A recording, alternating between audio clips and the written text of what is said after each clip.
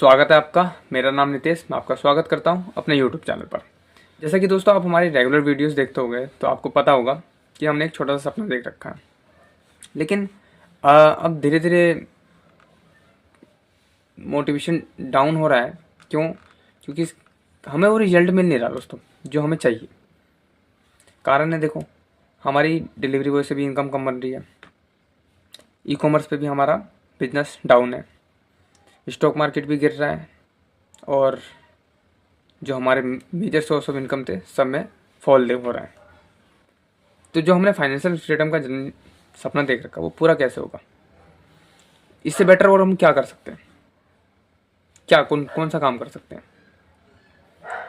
आप ज़रूर कमेंट्स में बताना कि अगर आप ऐसी फेज में हो या आपके पास कोई बेटर आइडिया हो तो आप ज़रूर कमेंट्स में बताना कि इससे बेटर हम क्या कर सकते हैं।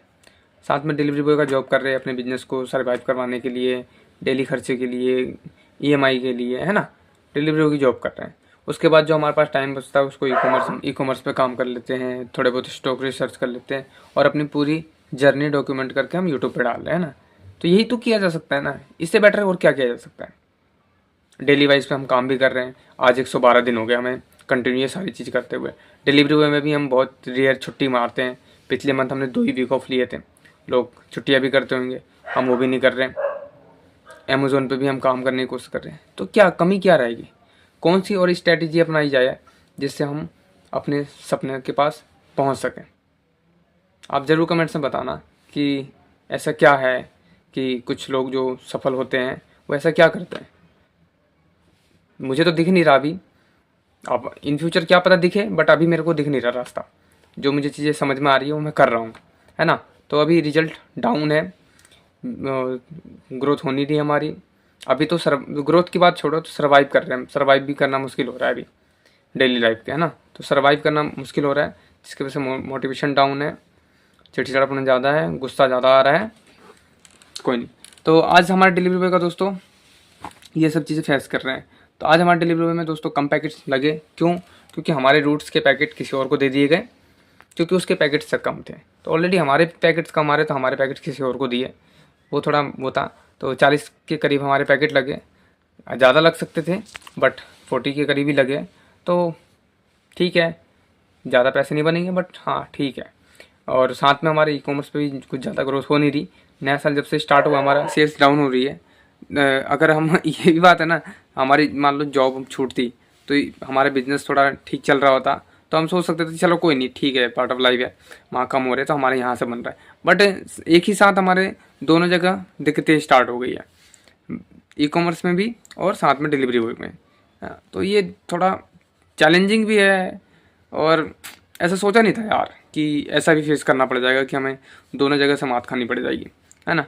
तो अभी आपके सामने यही है हमारे दोस्तों। ऐसा नहीं कि कुछ मैं छुपा रहा हूँ या कुछ ऐसा है। तो आज डिलीवरी बॉय में 40 पैकेट लगे, थोड़े ज़्यादा लग सकते थे बट नहीं लगे क्योंकि हमारे पैकेट्स किसी और को दे दिए।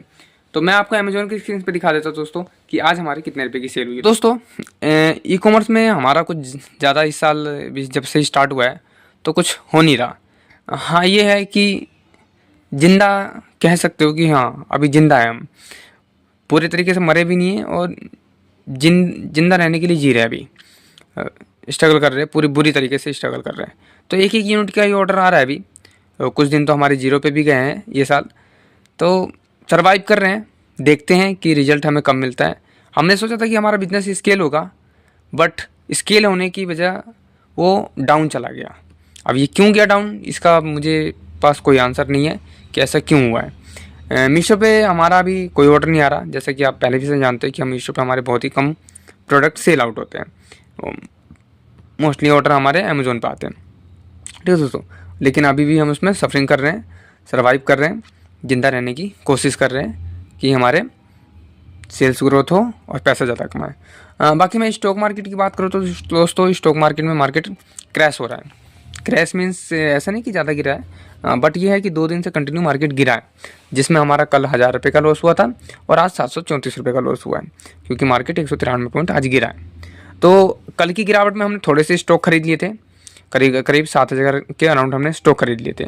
कुछ पैसे हमने सेव कर लिए थे कि मुझे ऐसा लगा था कि और दिन भी मार्केट गिर सकता है, तो आज मार्केट गिरा तो बट मैंने जो मेरे पास पैसा था कैश उसको उससे स्टॉक नहीं खरीदा। क्यों? क्योंकि मुझे ऐसा लग रहा है कि हो सकती है कि 1-2 दिन और गिरावट हो।